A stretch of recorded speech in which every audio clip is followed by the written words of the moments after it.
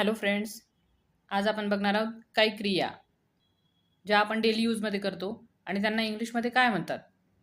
झोपणे, झोपण्याला इंग्लिशमध्ये म्हणतात to sleep. दात घासणे, दात घासण्याला म्हणतात टू ब्रश. पोहणे, पोहणेला इंग्लिशमध्ये म्हणतात टू स्विम. लाथ मारणे, लाथ मारलेला इंग्लिशमध्ये म्हणतात टू किक. जांभई देणे, जांभई देण्याला इंग्लिशमध्ये म्हणतात टू यान.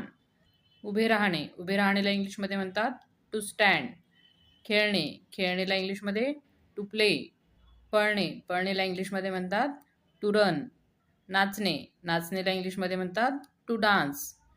लिहिणे, लिहिणेला इंग्लिशमध्ये म्हणतात टू राईट. बसणे, बसणेला इंग्लिशमध्ये म्हणतात टू सीट. उठणे, उठणेला इंग्लिशमध्ये म्हणतात टू गेट अप. स्नान करणे, स्नान करण्याला इंग्लिशमध्ये म्हणतात टू बेद. रडणे, रडणेला इंग्लिशमध्ये म्हणतात टू क्राय. झेलणे, झेलणेला इंग्लिशमध्ये म्हणतात टू कॅच. वाचणे, वाचण्याला म्हणतात टू रीड. गाणे, गाण्याला म्हणतात टू सिंग. सायकल चालवणे, सायकल चालवण्याला इंग्लिशमध्ये म्हणतात टू सायकल. पिणे, पिणेला म्हणतात टू ड्रिंक.